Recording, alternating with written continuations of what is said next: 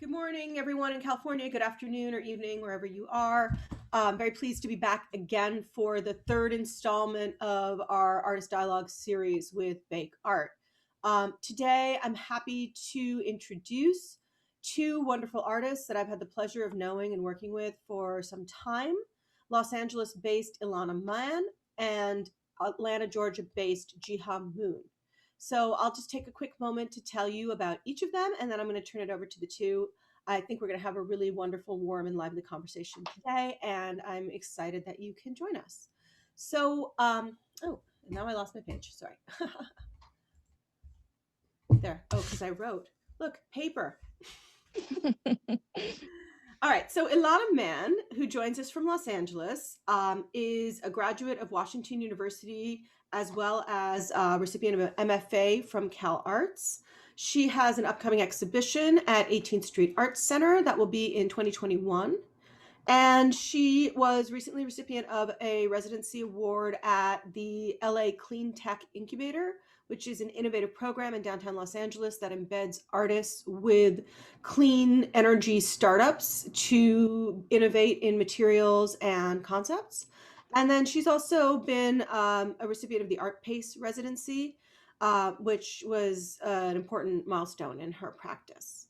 So I also introduced Jiha. Jihad Moon is a Korean-born artist who has been based first in Washington, D.C., and then in Atlanta, Georgia for many years. She is the recipient of a 2016 Artadia Award for the Atlanta area. She's also a recipient of a Joan Mitchell Painting and Sculpture Fellowship. She received her MA and her MFA at the University of Iowa. And she also has a BFA and an MFA from Korea, BFA from Korea University and an MFA from Ewha University.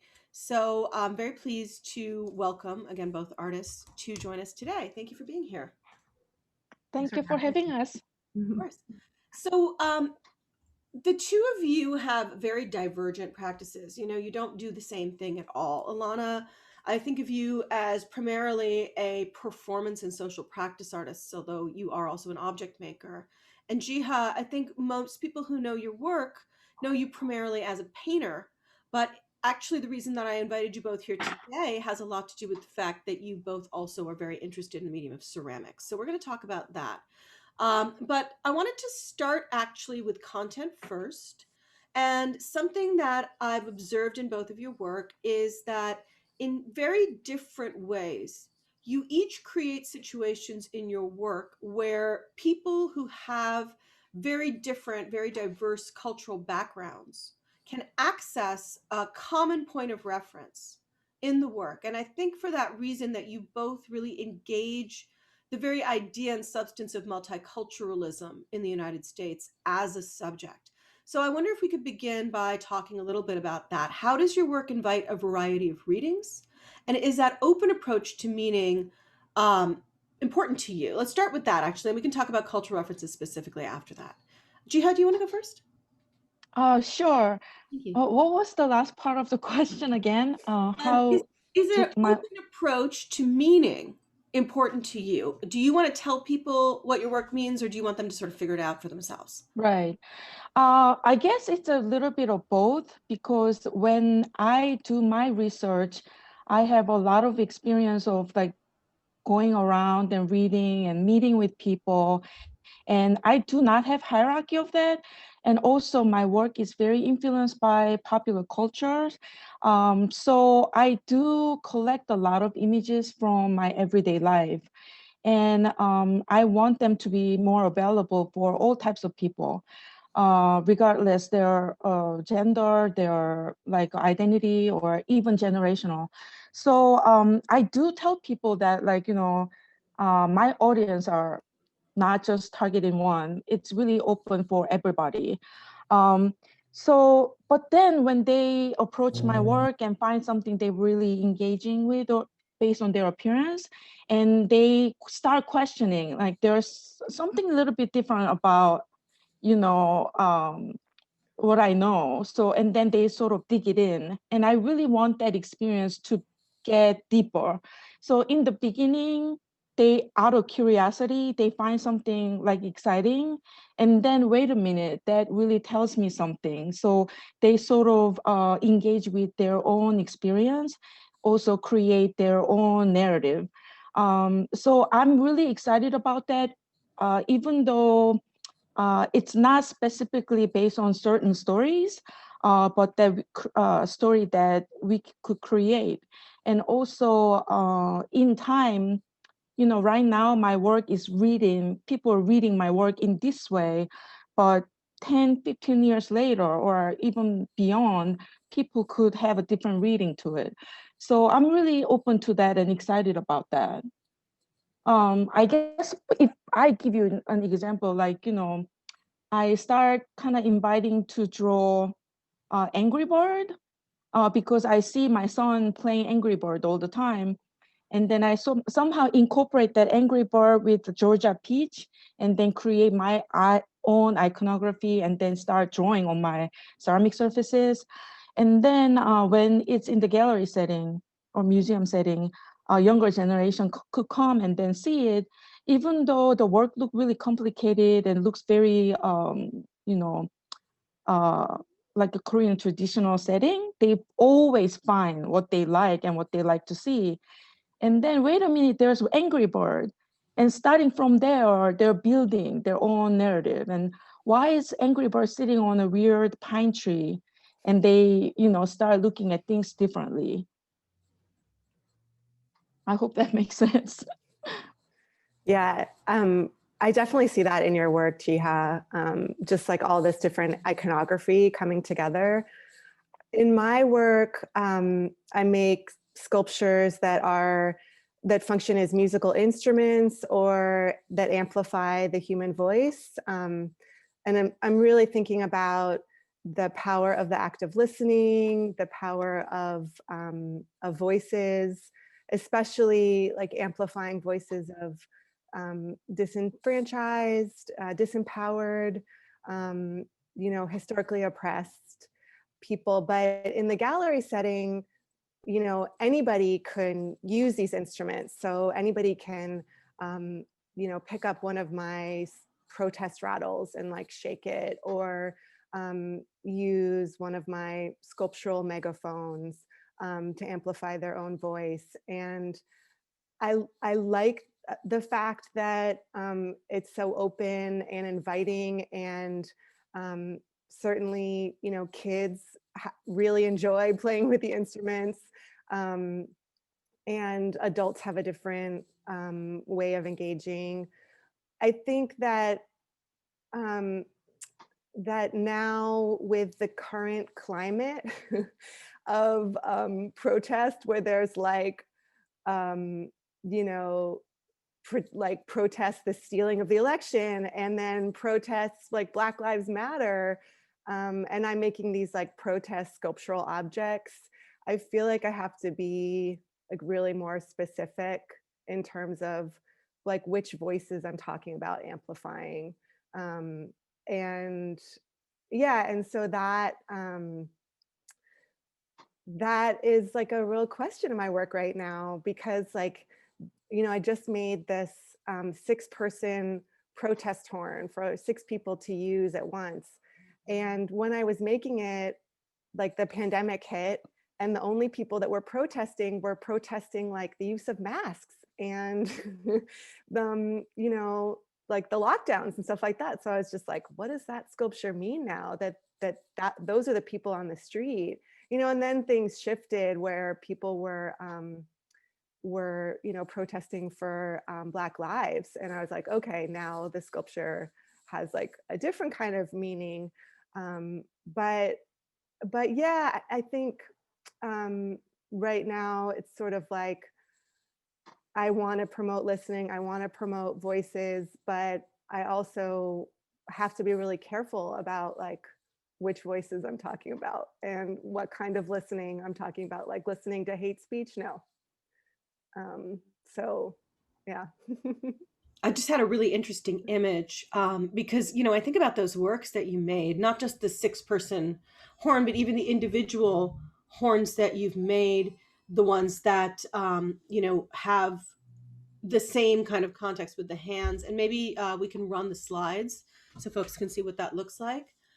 But I was just thinking, what would it mean for the horn to suddenly be not being used for a unified voice, but actually people using it to protest one another? Yeah. Yeah, I mean, when I first made this horn, or was thinking about making it, I was talking with a colleague and she was like, you have to be really careful about, who's going to use it and how you use it. And the thing is that I want the work not to be about silencing. Like, I don't want to silence anybody. I want it to like bring up these ideas of like silencing, protesters, and like talk about the importance of listening and the importance of argument, like the importance of engaging in debate. But I don't but it's tricky right now. It's like the landscape is a lot more complicated for the work than a year ago. Yeah, that's for sure. I mean, the landscape in our country is a lot more complicated than it was a year ago or 5 years ago. And so that kind of leads into the next question, which is, and I'm going to modify it a little bit. So the question is, how does your work reflect the cultural and generational communities that you're part of as artists living in the United States? And what conversations do you hope to spark? And maybe I'll add to that, not just the last year, but the last 5 years has been a real time of revelation about a lot of things in our country that we maybe knew, but I don't think we knew them the way that we know now. So I'm curious to know whether that's change in perception has surfaced in your work in that time as well. Should I go Ilana, first? do you want to go first? Yeah, it's more. Yeah, I guess to the first part of the question, which is about identity, right? Like, I'm sorry, Anu, could you repeat the question again? Yeah, the question was, how does your work reflect the cultural and generational communities that you're part of as artists living in the United States? Yeah. Yeah, it's, in the past 5 years, I have really recognized the Jewishness in my work. I come from a very observant family, and I grew up in a town that was 50% Jewish. I didn't even have a non-Jewish friend until I was about 12. And so I'm realizing a lot of my works are referencing Jewish folk instruments, things like the shofar, groggers, which are these instruments that are like maracas or rattles that are used to drown out like the name of a villain in a story when it's read aloud. A yad, which is like this ritual instrument used to like touch the scrolls of the Bible as you read it. That has a tiny hand with a tiny pointer finger. So I've really been recognizing that the work is speaking about like folk music, folk instruments, folk history, which really is resonant because like that sort of playing field. That's where you know uh, that's where the meat happens. That's where like everything happens. And so yeah, so that's where for me the work like comes from. Yeah, in the past 5 years, there's been such a shift in my work for various reasons, partly personal. I became a mother. Now I'm a mother of two. I've started working much more sculpturally. I still work with performance and social engagement, but in a much more specific way rather than like these large scale projects that I had been working on. And yeah, so and certainly like the political climate has affected that as well. Yeah. Well, I hope my images didn't interrupt your talk, because like it was like, and then I was watching, and then how you talk, and you mentioned about the folk art quality, and that is also a very big component for my work. I guess for past 5 years, I mean, I think that should go back a little further, because when I was in Korea, I was making more of a very westernized imageries, oil on canvases. And after I came to United States, my work has changed a lot, and then it become more abstracted in a way. And then one of the things I noticed living in this country, even if you're not aware of yourself, half of the time, like you don't really think about like, oh, I'm Korean, I'm Asian. But in this country, everybody reminds you that. So I kind of wanted to start from there. So everywhere I go, if you meet with new people, they always ask you where you're from. And that become very important question. And then I think about it, like, me as an Asian living in this country is very different. And I sort of look at myself and then what I've been doing and how I find my voices. So my work after graduate school has dramatically changed, medium-wise and then subject matter as well. And I constantly look at myself. And before pandemic, like, when we could still travel, I try to go visit my family at least once a year. And I had this like surreal experience of almost like tourist in a way that I grew up there. I went to school there and I'm very familiar with everything.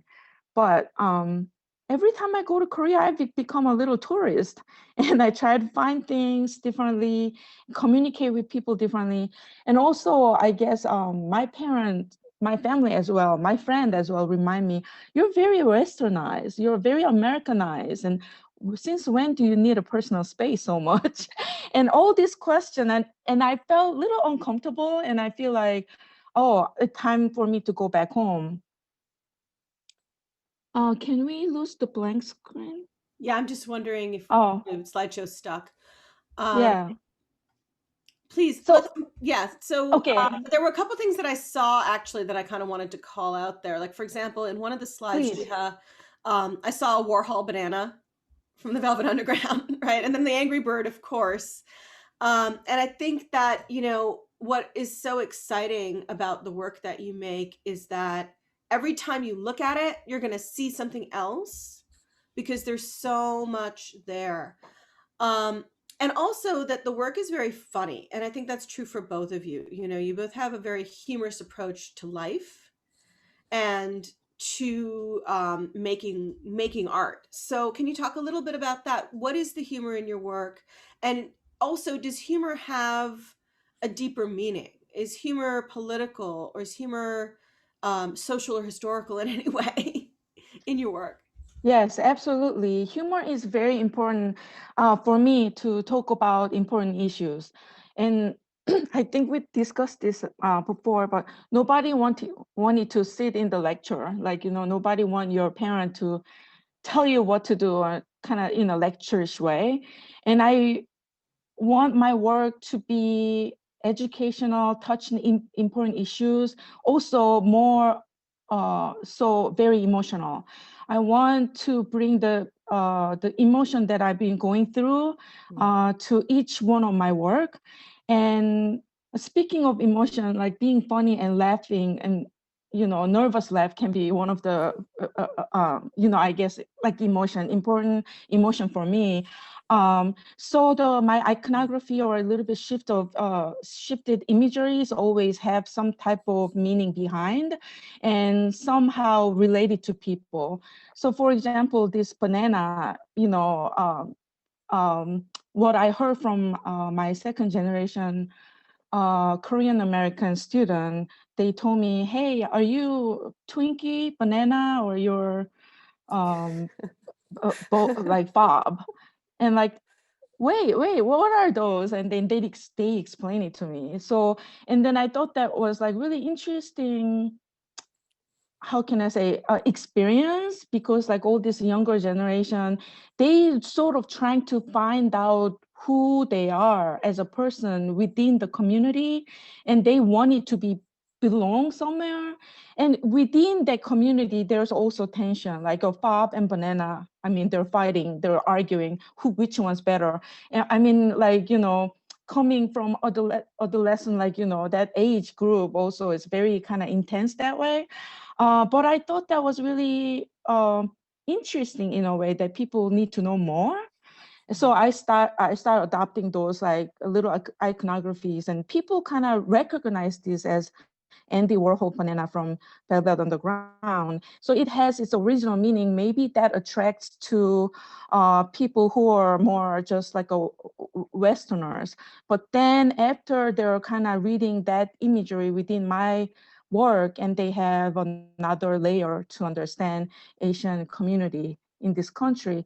And I want all this to be kind of humorous in a way, because I think that humor is really powerful way to persuade and invite people. And then when they have that kind of ridiculous laugh, and then they think about, wait a minute, there's something there.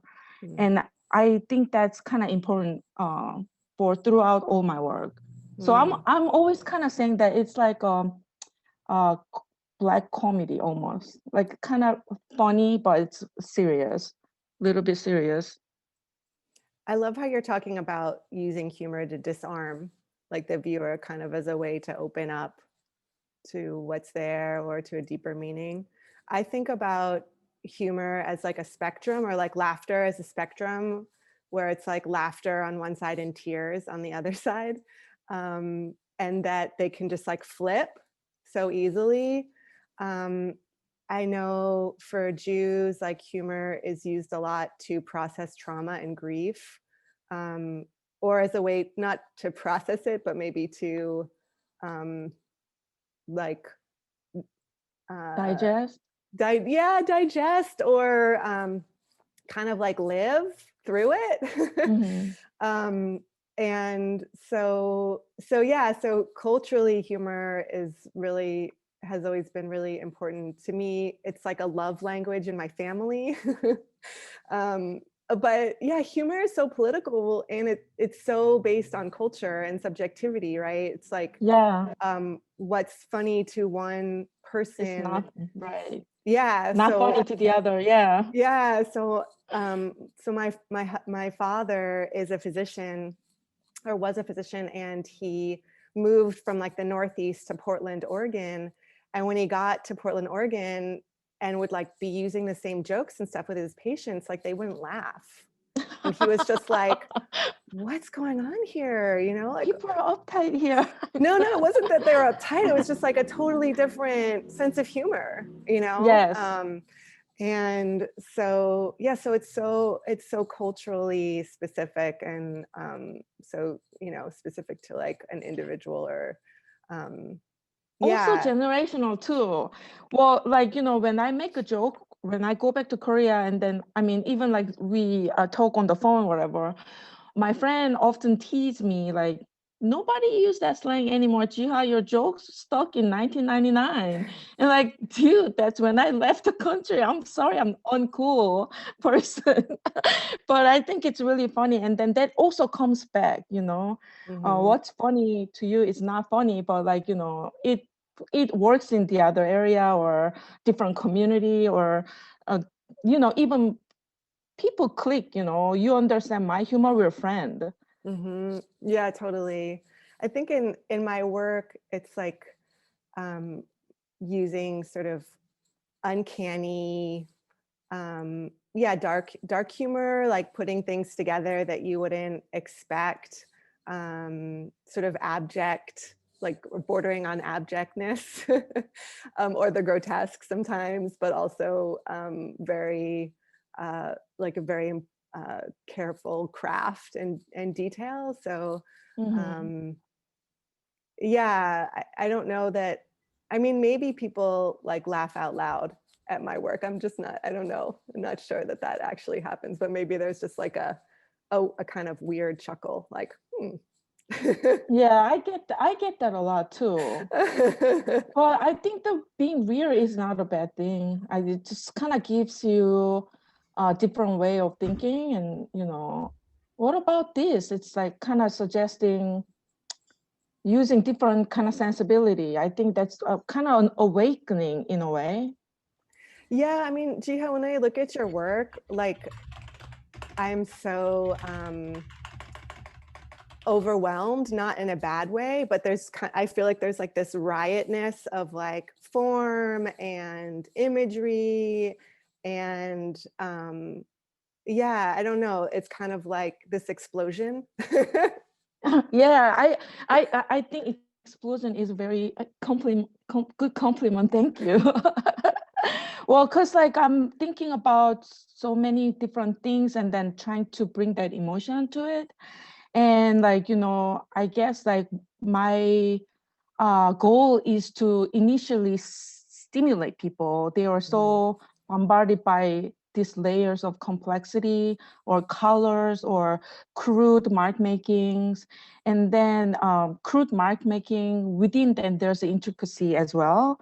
So I'm trying to like pull all these different style, but then sort of talk about different cultural issues and identity issues. And they're not always upfront about it. They're mostly often camouflage. I say that it's kind of hidden, but if you dig it out, and there's like a layers, there are calm moment, there's very complex mark makings and labor intensiveness in there, but often sort of like hidden, like really buried underneath the layers.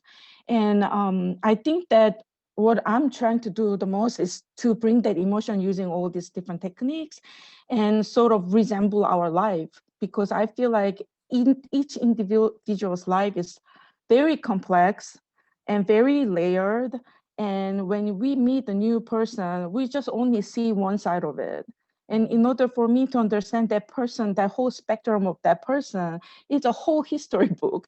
So like we're coming back to where you're from, that question is actually really dense, and often we misunderstand each other. But I always say that, misunderstanding is also a good step, very first step to understand somebody. Like you like me enough to misunderstand, and that's better than just kind of walk by.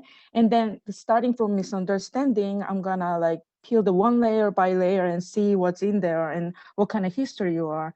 In a way, like going back to identity and culture, like references again. Everybody has somehow all different history and different characters, and where are you from, and that's just doesn't really give you a right answer. And everybody in this country is coming from somewhere. Somehow we are very complex individual, and we are very unique our own way. So I think that there is kind of sort of, I mean, very different, but also very the important similarity within your work and my work as well. Yeah, no, when I was listening to you talk, I was thinking about the importance of like the senses in my work and having it be this like sensual experience. So, um, you know, looking at the work is one thing, but also like listening to the work too, and having it really be like embodied, like kind of looking at it and like feeling one's own body or sensing one's own body, and having that pause, that experience of like one's own senses, and that shift from what we're experiencing on a daily basis, which is so digital right now. I mean, certainly we have like sensual experiences in our lives, but even my son, like he's doing his school online right now, and all of his engagement with the world is through the screen. And so my work is really talking about like this physical bodily experience, as is your work, I think, too. Like it's really like engaging.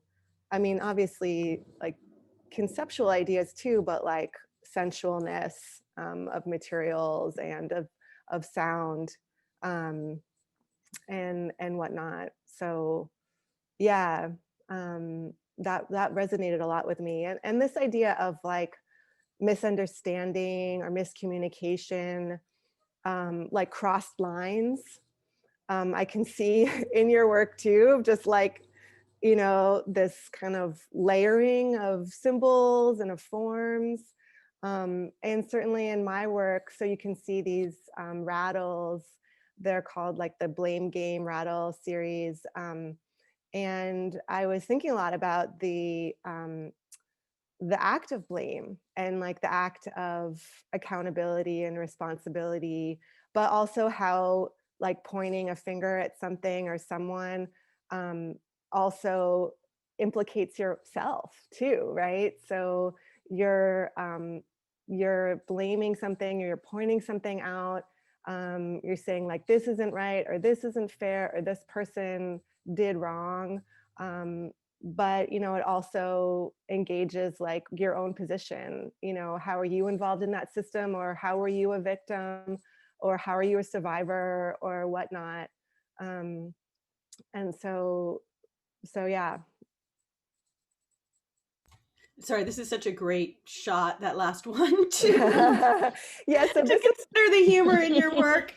this Oh is my my God. only sculpture where I act silence somebody. There's no I just- sound that Wow. comes out of this tonal trumpet. It is capped with the cast of an anus, which is not a bad part of one's body. It's just like nobody wants to talk out of one's own ass. So No, but it's also really beautiful because I mean it's 18 karat gold, and it's like, which is also so Trump. I think about the Catalan toilet, you know, but also like I've never seen an anus in 18 karat gold. It's rather beautiful, you know. And you know one what spends was time looking at it. You know? you know what's so strange, when I exhibited this piece, people were just like, is that a vagina? And I was just like, have you looked at a vagina recently? Like, Oh my you know. God.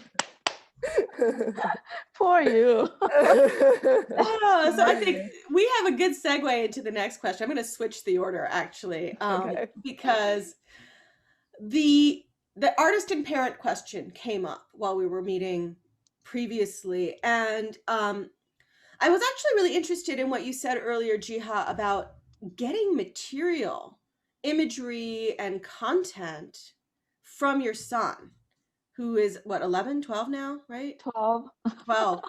And like the impact of becoming a parent. First of all, I just want to make a statement that I feel I have to make, which is that while I think it is actually important to every artist who is a parent, and maybe important to artists who aren't parents and they don't necessarily know that, the only people who ever get asked about what it's like to be an artist and a parent are women.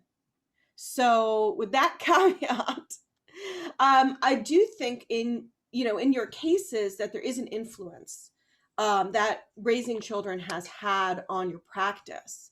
And so I'm really interested, not so much in the challenges of balancing work and family, although of course we all deal with that and it's always interesting, but actually like how did having kids change the way you make work? Right.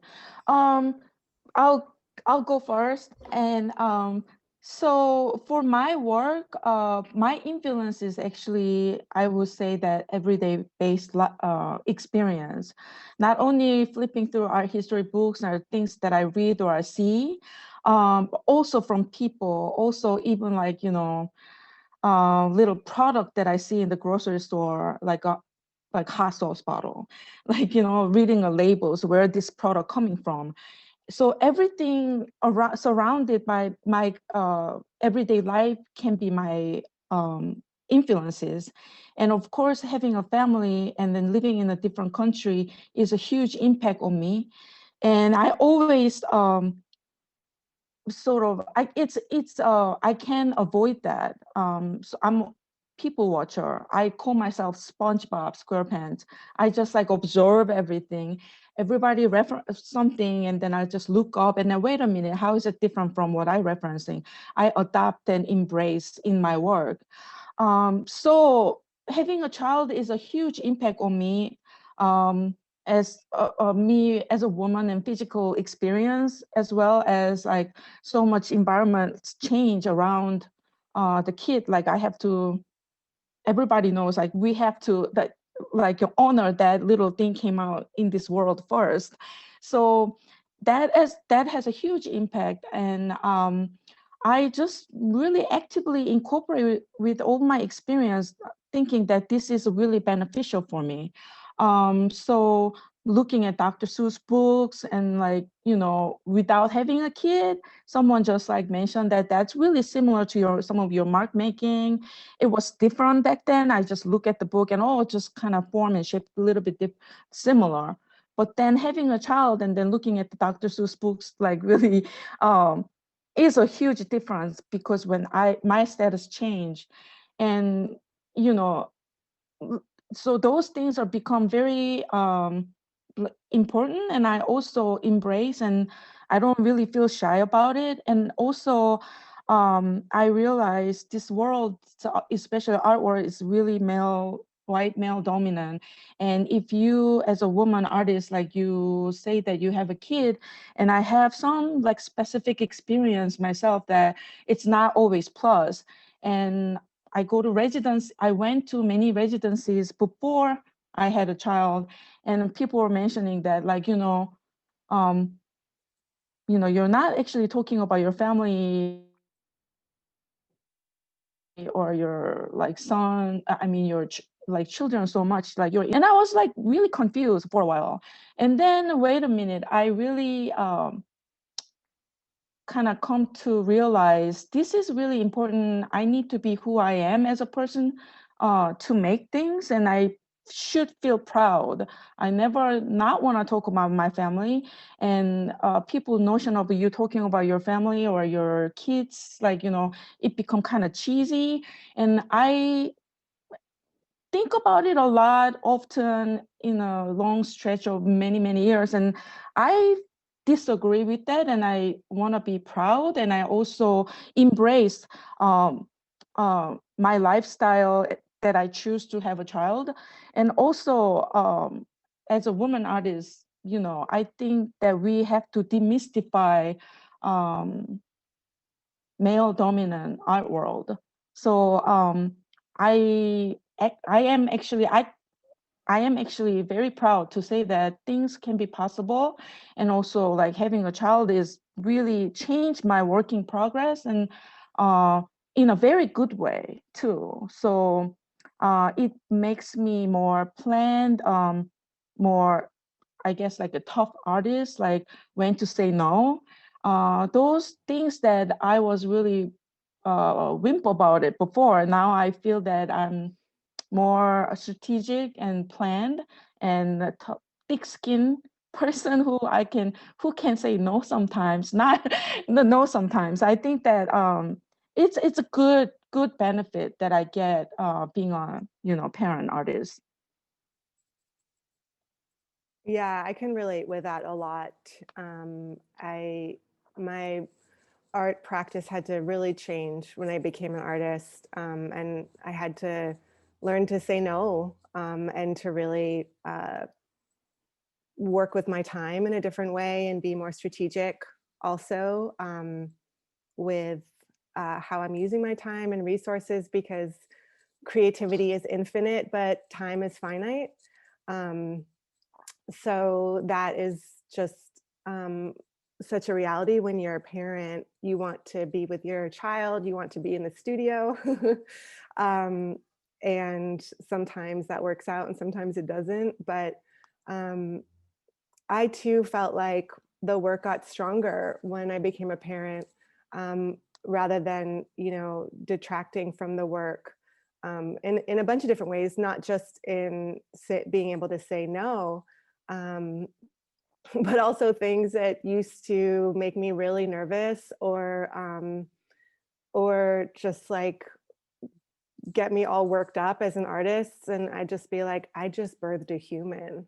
Like, I'm not nervous about that at all now. You know, it's just like this reminder of like, okay, this is like hard, but you know, there's like other challenges that I have just overcome that I feel like really proud of, you know. And my work before having kids was really about listening. Like, I was making all of these listening sculptures that were receiving sound and you know, amplifying sound, and creating these larger artworks. I did a project in Northwest Pasadena that was amplifying the voices of that community, which is a very historically underserved and disenfranchised community. And I was studying the work of Paulina Oliveros, who is this incredible composer, musician that pioneered a deep listening theory and technology. And so it's all about listening. And then when I had a child, suddenly the work like shifted to really be about also like sound making and amplifying the voice. And it was almost like I found my own voice, or I found this power that I didn't know that I had, you know. And it's still, the listening part is still there for sure. The work is very much like engaging ears and promoting the act of listening, and like argument and empathy and all that stuff. But also creating these objects like this one that is really loud in protest space and is meant to like amplify my own presence or the presence of whoever is holding it. So that was just like a real surprise that being a mother was like this empowering act, and also a way to connect more with my community. And you know, being an artist, I was talking about this with Anu and Jiha in our conversation before this, but like sometimes you say you're an artist and like people look at you like you've passed like smelly gas or something. Like they're just like, oh, like, you know, you're an artist. Okay. It's like almost an assault or an affront to their way of life. Like, because it's so different. It's such a different way to be in the world. But, you know, now that I'm a mother, it's like another way for me to connect with people and, you know, just be real, just be me, talk about my kids, and, you know, just be a human being. Yeah. Yeah. I mean, I think about nonverbal communication with these pieces that you've been making too, you know, versus the work that you were making before seemed to assume that anyone who picked it up and used it as an instrument would have already a voice. This is interesting in terms of, I mean, this obviously in terms of activism, I think you often have this conversation about amplifying people's voices and not assuming that they don't have a voice, because you're dealing with adults and you're dealing with people in communities who have been silenced. But when you're dealing with babies who don't have language, that's a different conversation. And I think that's really interesting in terms of protests. It's just maybe making an aside, frankly. But in this moment that we're in right now, we don't know how to talk to each other. And so come back to kind of the point that you made at the beginning of our conversation today, Ilana, about how difficult it is to think about how to use these objects when there's a cacophony of false information being passed off as protest. To come back to the idea that we don't really know how to communicate. Maybe we should go back to nonverbal communication and try to figure it out from ground zero, you know?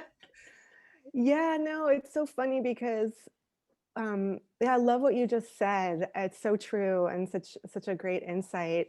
And I started making these rattles when I was pregnant with my second child. So yeah, I mean, they're adult rattles, they're adult maracas. But certainly there is, you know, like they create a different way to communicate. And all of these sets of the set of rattles, they have different statements on them, like no. One of them even says maybe, but some of them take like protest slogans like say her name, say his name, truth, lies, like stand up. And the sound actually has some kind of dialogue with the text. So depending on what the text says, the sound when you shake it, reflects that text, or it adds another layer to the meaning of those words. Can we go back to the slide where we saw those rattles? There's one that has to say her name, and it, let's see, I know it's in here somewhere. I think it's toward the beginning. Yeah. I made a couple more. Yeah, so it's further back. Yeah. I made, so now I have like 60 of them. Thank you. I've been just like really making them. I have actually some prototypes here to share with you. This is just like a prototype with some different material.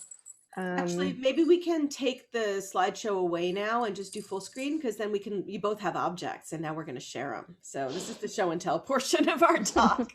So let's just give it a minute to get the slideshow off the screen, because I would love for people to be able to see what you're holding up full screen. Okay, go for it, Ilana. And let's talk about ceramics now, while we talk about these objects that you're holding as well. Yeah, so these are just like prototypes. They're just fired ceramic. I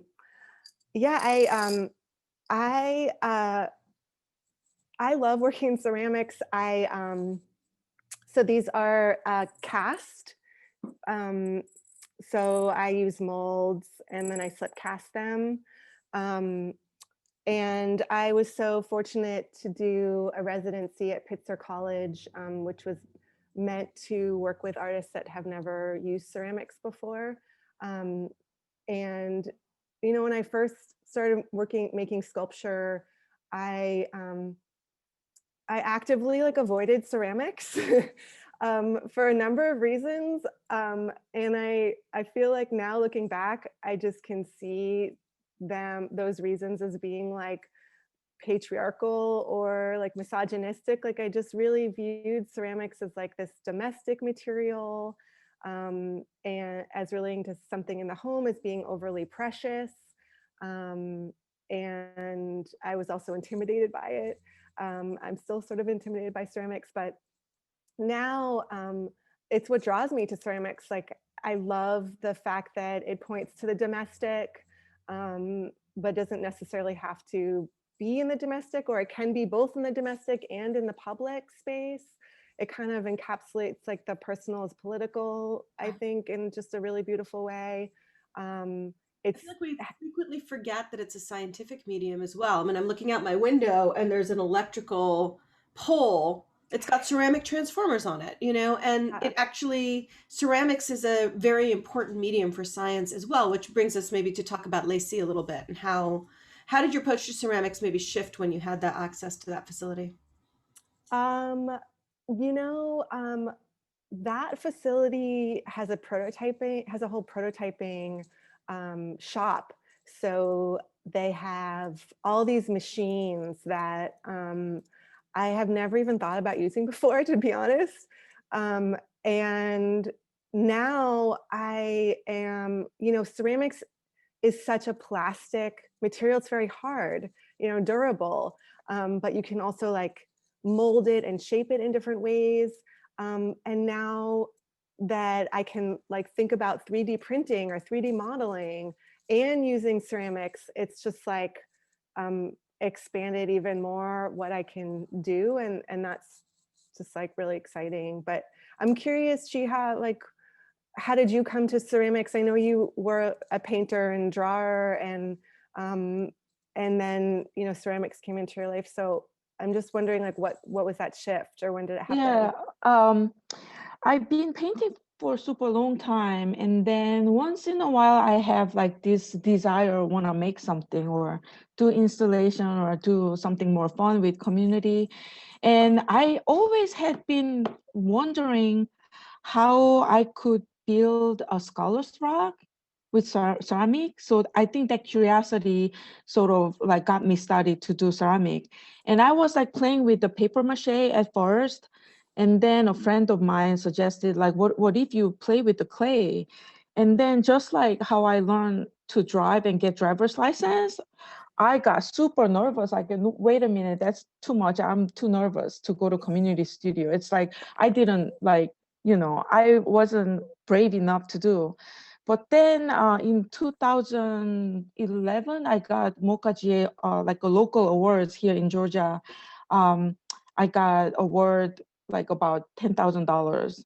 And then with that money, I went to local ceramic studio, community studio. And then I just like paid the full year membership. And this is the only way I could get started. Otherwise, I would be chicken, right? So I just paid the full year membership and I just went like twice a week. And then like that was just the best thing I've ever done because I've learned so much, not just from ceramic, but also ceramic community. And remember, I'm a SpongeBob, so I kind of try to see how people behave in this community, and it was quite interesting in painting. For me, my experience, like anybody can paint and draw, and people who come to MFA program, they don't paint at all. They make sculpture, or they do installation or performance, and we're really open about it. Sometimes we're just kind of like even I don't want to say careless, but like, just abundance of like a freedom there. Um, but I realized in some craft area, they're very holding it tight. They want to be their own community. And I felt that was like really interesting to learn how people distinguish themselves differently. So in painting, like there's commercial painters, like, and then fine artists. And when I go to ceramic studio and then make stuff and then like, draw on the surface, they say, oh, that's just decorative things. It's not functional. So wait a minute, they're more distinguished like that, distinction like that. People always trying to categorize and put into some kind of engage and feel more comfortable. So it was a really like a big social sort of like experience for me. And okay, so when I'm here, my stuff is not really functional, so I'm only a decorator. So okay, that's how you call me. But I thought that was really interesting, and I wanted to like learn more about how to build stuff, hand throwing. And so I've learned, and then I purposefully chop it up and then try to make them more abstracted and borrowing form from functional stuff, but then make it non-functional. So my naughty side kind of like got started. So I was like doing things weirdly, and then people start asking, why are you putting a hole there? Are you gonna put candle inside? And I'm making a conversation with them like, is it okay if I don't put, is it okay the stuff that's just sitting there not doing anything doesn't have to hold water or tea?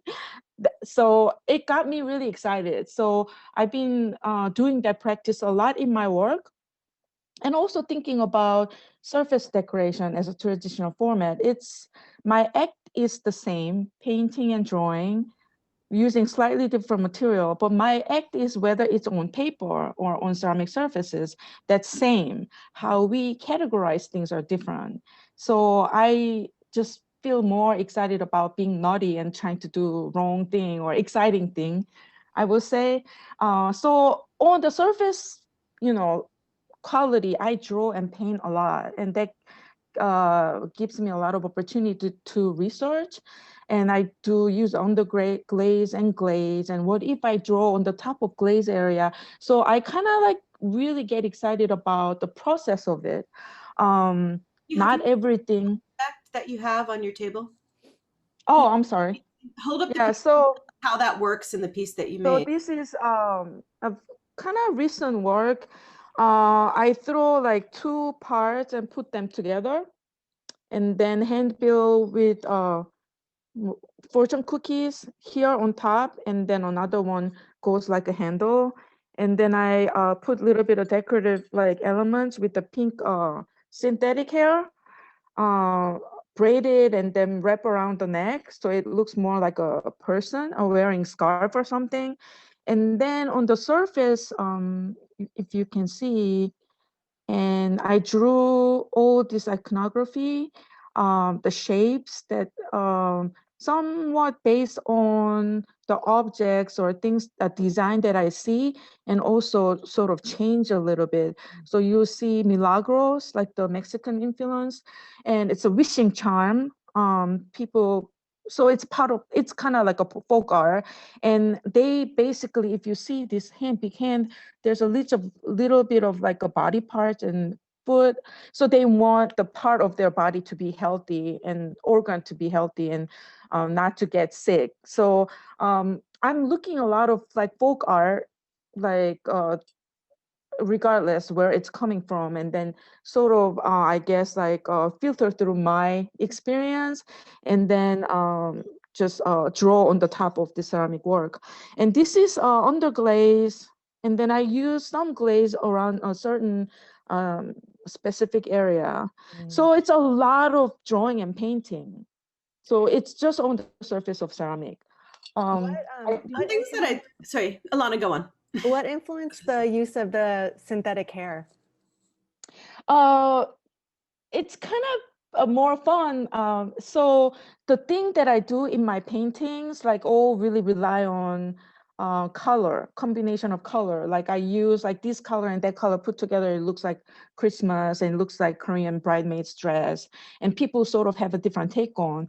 How do I do that with ceramic work? And I could still use underglaze colors, but adding synthetic hair personify the object a little more, and then it makes it look like a more like a doll, or also I don't know, keeps a little bit more punch. So not all my work has it, but some work I put like a synthetic hair. And then earlier, one of the series that I did, it's called the Norige, based on Korean like accessory. And it's really heavily based on Korean hand knotting elements. And I've done it with the I've done it with the synthetic hair. I braid it all, make all the rope, and then learn the hand knotting stuff, and then add that elements in my ceramic, I guess, like wall hanging pieces. And then that gave me such a headache because it was so much about learning that mathematics stuff. And I had an assistant who were super focused on learning that and helped me on that. And after that project is over, she quit, and she's like, that was like one of the hardest thing I did. But I'm glad I think there's a one on the wall, if you can see. See it a little bit. Yeah, so I done that. I made about like 50 pieces of Norige work. And then after that, I wanted to give myself more freedom. So, okay, I did one project, and then I wanted to sort of expand, but give myself more freedom of doing things. So it's, I guess, my act like a sort of from my previous project, bring it into my 3D works, but then sort of experiment with more mixed media elements. So my question for you to build on that is that in the ceramics work that you've been making, I see that you've really leaned into the domestic object side of things, and that you're bringing different traditions of ceramics that are decorated but also functional objects together. And so I just wanted to kind of describe that for a second and then ask you some questions about it. So I was very interested in what you said about the ceramics community putting you in a decorative arts category because your goals were thwarted by kind of smashing them and adding another vessel to it in this kind of deliberate malfunction. I used to, when in my brief period of thinking I was going to be an artist, I did glass work, and my best work was doing that. Like, oh, I made a vase and then I smashed it, you know? And I think about, I mean, one of the things I love is that what that does in your work is it really keeps the materiality of the clay front and center. So like those folded fortune cookies, for example, I mean, it's like you're using the clay the same way you use dough to make a cookie. And then the fold becomes such a beautiful part of the way it's placed and how it rests, the way the peaches rest on the lip, you know, the way they become body parts sometimes based on color is really great. But then also there's these wonderful face jugs that started to appear in the work, which is such a very specific kind of Georgia American South thing. So can you talk a little bit about that too, like the specific traditions and references of ceramics that you're working from? Yes. First of all, I also think that ceramic is such, I guess, versatile element that also everyday life, everybody's using in some way. You go to kitchen, you have your teapots or little dishes, and you go to your uncle's house, you see little knickknacks they are collecting from somewhere else traveling. So I felt like the object has a power of being very friendly. Whereas painting, I always call it my cocky boyfriend or something. They're always occupying beautiful white wall and doing nothing. So people really unguarded themselves when they look at the objects. They want to touch it. Oh, I have something really similar. It's small. It's like a household objects, and I really want that friendliness in my work. So I thought that making an object with ceramic was the best way because they are feeling really familiar with. And my ceramic works are not really large. The biggest, as big as it gets, like maybe 15 inches tall. And not because I'm not interested in making larger scale work, but I really love that sort of like small object quality that everybody has that physical relationship with. So if you see anybody who are asking me, can you make big, that really, I will do it when I need it, but I feel really comfortable. And with this scale of the object has like that friendliness of it. What was the second part of the Oh, I question? wanted to ask you, a lot of our viewers may not be familiar with the face jug. Oh, I'm sorry. Oh, That's right, Face Jug.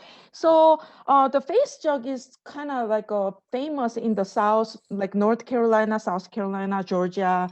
And it has some really interesting history too, like racism history, and also start out like, involved with the slavery and all that. But Face Jug is not only for South, but Face Jug is actually also a lot of in different cultures as well. Like, they make a pot, they want to put a face on it. And I even think that emoji is like really interesting, almost like a portrait in a way. So I'm looking at all this Face Jug, have a reference and then familiar with that idea, but also combining with my sort of way of translate Face Jug, like using, I guess, in a way like portrait. So like, for example, I have a work in progress. It has a glaze on it, but I'm gonna carefully try to hold.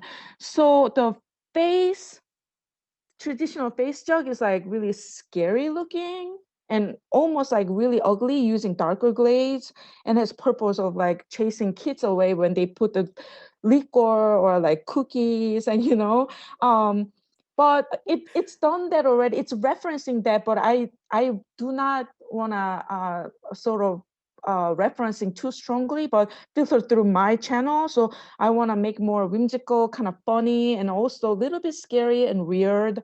So one side, this side is kind of weird and like a little bit scary, but on the other side, also weird and scary, but a little bit cute. Also has two faces like overlapping, so you can kind of see I like put a hole so it can't really hold the liquor. But also it looks like emoji. Like for me, I feel um really excited to like put a hole, but also referencing emoji like smiley face. Not all my work has it, but some works has it. I feel how can I say, it's a digital language of like how you want to communicate with the other party, right? So when you say something snarky or like a backhanded compliment or something and you put emoji, but also you say something really harsh, but then you don't want the other person not to misunderstand it, you put emoji. So emoji is like a type of language that has a very simple minimal face expression. And I always think about it, like, how people trying to communicate with each other, even when they're typing. So it become kind of quite important part of my work. So emoji is also part of the face jug. Can you talk about the use of fortune cookies? Oh, yeah. So fortune cookies actually, invented in America in West Coast. I think it was in Japanese restaurant. But then people understand that it's Chinese thing, like we get a piece of fortune cookie at the end of the meal. It somehow become that experience that American think is exotic experience. But in mainland China, nobody knows what fortune cookies are. They know through America. So I use that as a mean of sort of representing misunderstanding. Also, how you embrace American, like, you know, there's no such a thing American, right? There's always something American. Everybody's coming from somewhere. So when you keep asking where you're from, that person might be Asian, but might be just American and not understanding, not give you the answer that you're thinking about, you know, or you're Asian, why you should speak Chinese or you should speak Korean, you know. But your second generation, third generation, like there are a lot of like Asian Americans. So in my work, it represents that. So when looking at something like this, like you are thinking that this is a very traditional, you know, work, but it's actually not. It's American work. So I guess fortune cookie is one of my very fun and important iconography, one of the iconographies. I repeatedly using it in my 2D work and also in my 3D works as well. Wonderful. So we are a little bit after 10 o'clock, and we usually wrap these at an hour and 15 minutes. So that gives us about 10 minutes for questions. If anyone in the audience would like to raise a question with the artists. So if you do have a question, please put them in the Q&A so we can see them. And please, you're more than welcome to interact with the artists and bring up anything you might like to know more about. In the interim, though, I'll just ask you the last question I had on my list, which is, you know, perhaps the least significant, but it is of interest, I think, to all of us in these times, is has anything about the last 10 months of quarantine changed the way that you need to approach making your work? And Ilana, maybe you could start with that. Yeah, I mean, this issue of participation is really been a question for me during this time, because my work is oftentimes, not all the time, but oftentimes is participatory and invites the viewer to like handle the object. I have sculptures where people are invited to put them up to their mouths. And now I think about like the vulnerability that I'm asking in a viewer, and like the vulnerability that the objects like embody, and in a way that I hadn't thought about before. And I don't know how it'll influence future projects, but I guess I hadn't really, that part of the work hadn't hit me as hard, you know, as it does right now. Yeah, and certainly just like the volatility of our political climate is something that I'm thinking a lot about, and yeah, I'm struggling with. Yeah, I do too. I often get a question like, you know, how do you make art in your studio? And also, Ilana, you're an educator too, but I'm also an educator, and as an educator, we have to encourage our student, right? What we are doing is important thing, and that get me really, I guess, like I have to be more strong and then encouraging my student, and I have to be truthful to myself. So I have been struggling with. I'm trying to do my best to encourage my student. What we are doing is people think it's not essential in this like climate change outside, but it is very important. You know, like I wanted to make sure that it's true. And so participating, the talk like this is very important. It's one way to communicate with people and educate people and also invite them to be in. People are looking for art to find a solution. I think what we are doing is encouraging, inspiring, and important act. And, you know, I just don't want to think about too much further but just kind of live in the day, like, I go through today and then think about tomorrow and next week. Yeah, so just keep doing what I'm doing and then see how it goes. And I guess that goes with everything, not just for making art, but like, my son's school and my job and, housework and just everyday life. It's all, I think everybody somehow in some way feel really related to that.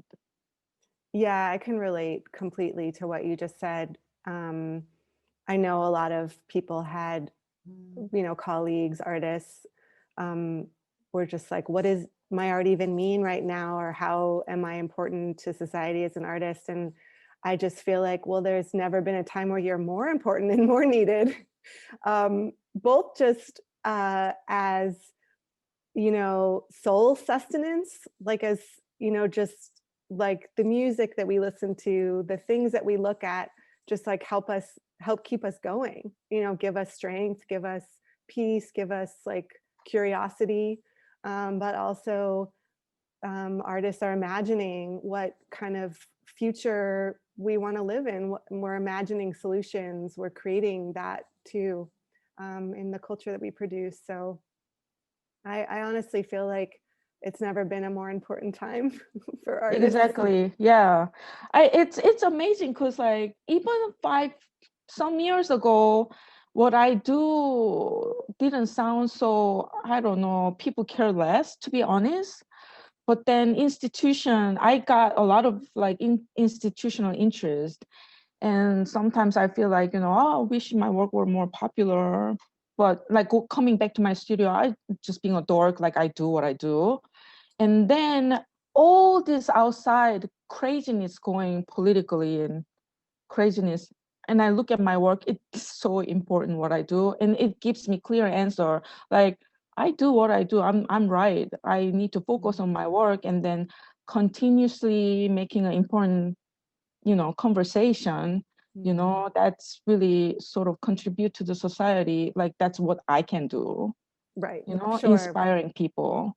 Yeah, totally. What you can like contribute as an artist. Definitely. I think, that puts me in mind of the fact that when we did the preparatory meeting for today's talk, it was actually the day of the Georgia Senate election.